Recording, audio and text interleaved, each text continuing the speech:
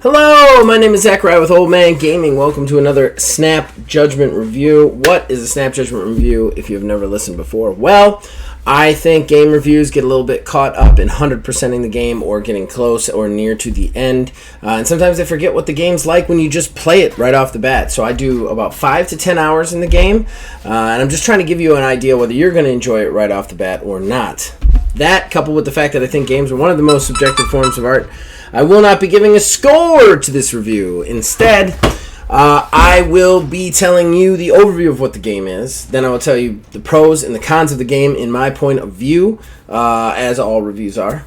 And then I will be telling you whether I will be sticking personally with this game outside the purposes of this content. So, what game are we looking at today? Well, I'm sure you can already tell we are looking at another Crab's Treasure. This is an interesting little game that basically, elevator pitch of this thing, it's like a 3D mascot platformer had a baby with Dark Souls, and this is what you get. It has extremely difficult and punishing combat mechanics with a fair amount of interesting platforming mechanics. The entire time you're this cute crab kind of moving through the world, with a lot of comedic and also kind of depressing writing. We're going to get into all of that. So, how another Crab's Treasure starts is you play a hermit crab.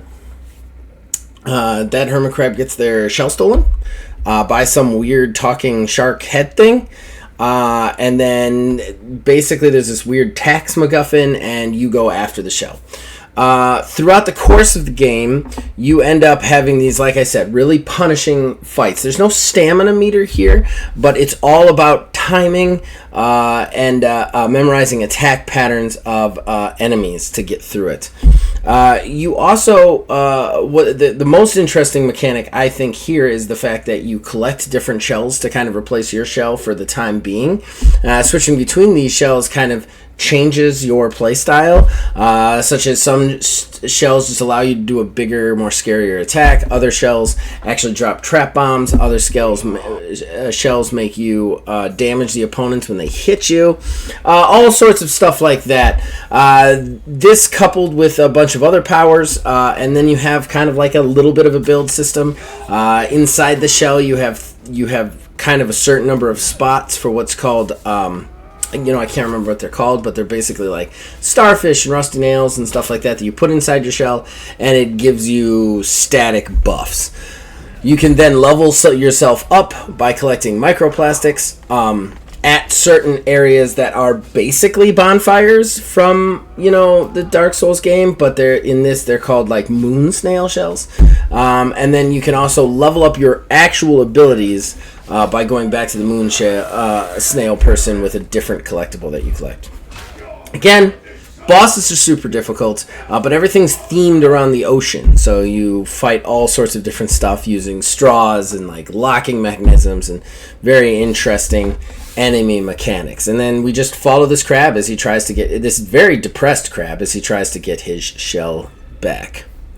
And that's the game, guys. That's it. It's literally like Dark Souls and Crash Bandicoot had a kid, and that's what you're playing.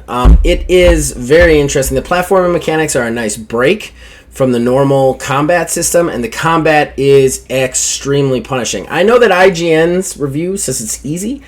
I don't know who thinks this game is easy, but it is not easy in my opinion. I died quite a bit. Now, granted, I am not the pro-level Dark Souls-esque game player that a lot of other people are, but I play Remnant, and Remnant's pretty close, and I would say I had more trouble with this one than Remnant in a lot of ways. So, let's get into the pros and cons. Let's make this a relatively short one.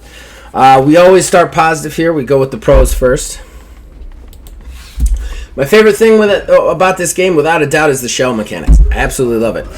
When you pop into a new shell, and you can pop out of the shell and into a new shell as long as you get close enough to it and press Y, it's instantaneous.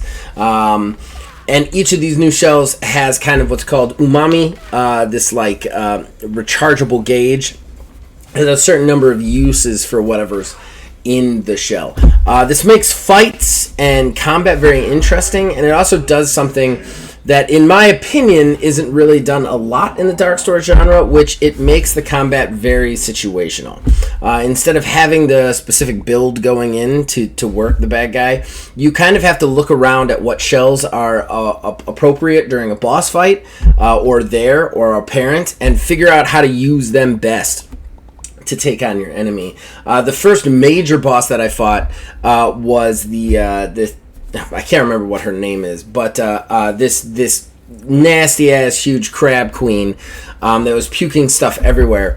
But the only shells available to me were coffee cups, which gave me like a boost to attack and overall movement speed, or fizz cans, which lay these kind of like slightly damaging traps. So I had to use those to kill her. I couldn't go in with the right shell, which I found really interesting about the mechanics of this game. Usually when I'm playing, at least when I'm playing Remnant, I'm usually going in with the specific build that I want, and that build is a build that I use to kill the enemies. I know what I have to do, and then I adjust myself to their strategies. Whereas with this, you have to adjust yourself to what's around you, which I think is very interesting. My next pro is the enemy typing. The enemy typing in this game is so creative and interesting. I found it so endearing. From the lobster I met who was holding a bike chain lock, who uses it as a guillotine, to the hermit crabs that use giant combs for their brute attacks, to the lobster who jousted with a pop cup straw, and its hilt was the lid of the pop cap. I think that's just so cool and so interesting. They did some really cool creative stuff here with the enemy typing that I think is very interesting. In my time with it, all the bad guys felt different and had a different mechanic and how to fight them, and they were all deadly in some way. Even the grunts killed me a couple of times.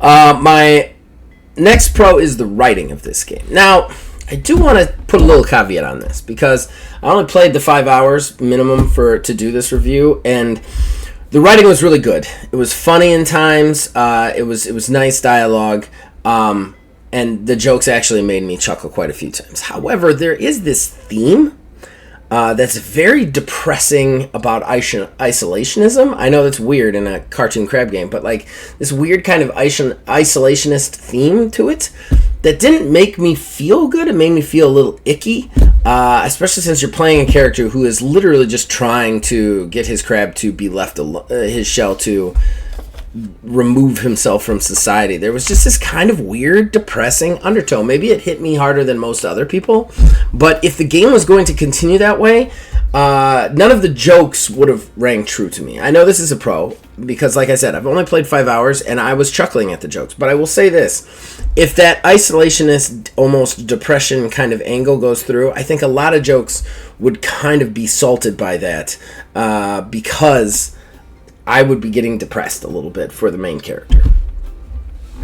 Alright, let's kick into the cons.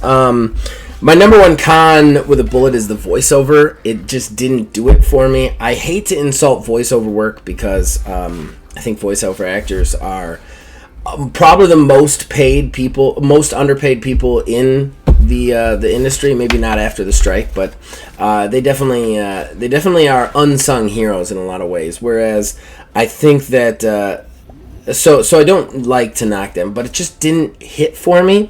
And on top of that, very little of this game is actually voiceovered. There's some cutscenes with voiceover work, but then the rest of it is text-based. And look, I know voiceover costs money. I know it costs quite a bit of money, so this is probably just nitpicky.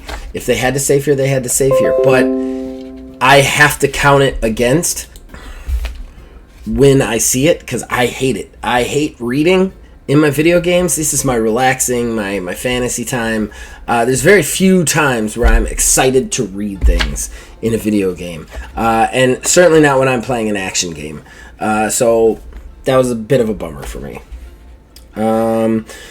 My next one is the difficulty. Like I said, if you find this easy, more power to you. I did not, and I found it harder than most of my time with Dark Souls, which is small, I'll give you that.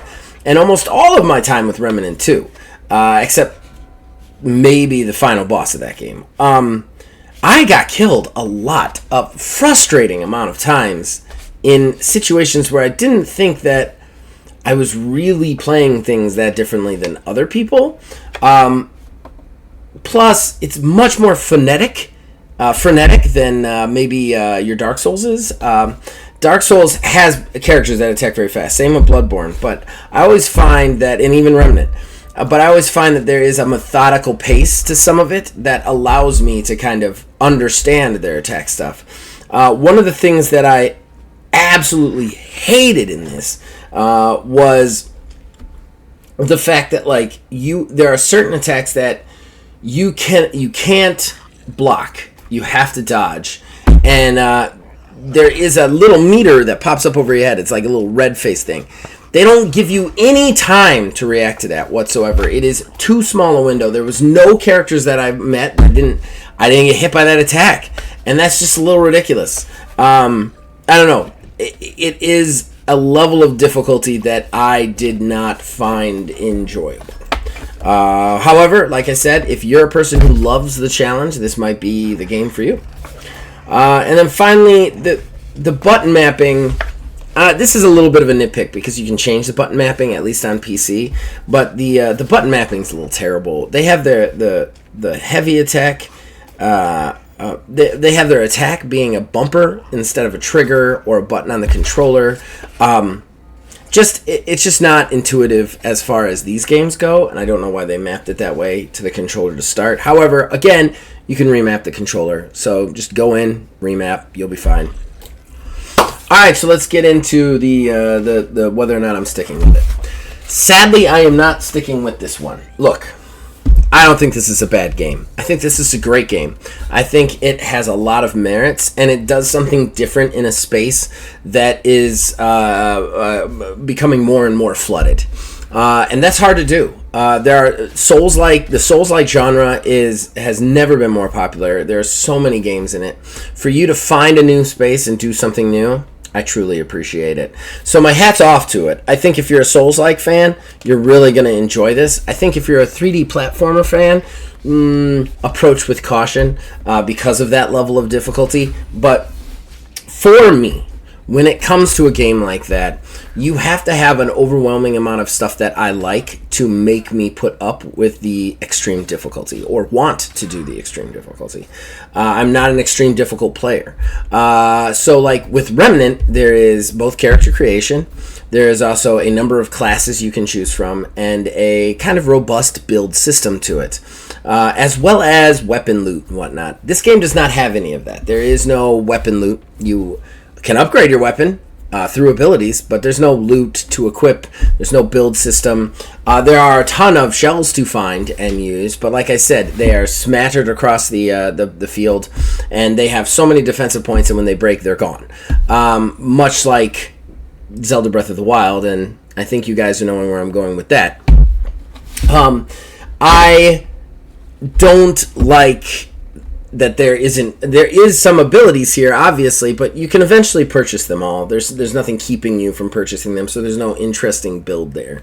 And there is obviously no character creation. It's a narrative platformer. So there's just not enough other things to really pull me back with the myriad of other games that I have on my plate right now to play. So sadly, I'm not going to be continuing my time with another Crab's Treasure, but that doesn't mean you shouldn't. Like I said, if you're a Souls person and you like the Souls genre, but maybe you're a little bit sick of it and you want some kind of new take on it, this is a new take on it, and it will challenge you, at least in my opinion. So check it out. But hey, did I get it right? Did I get it wrong? You can comment below and let me know.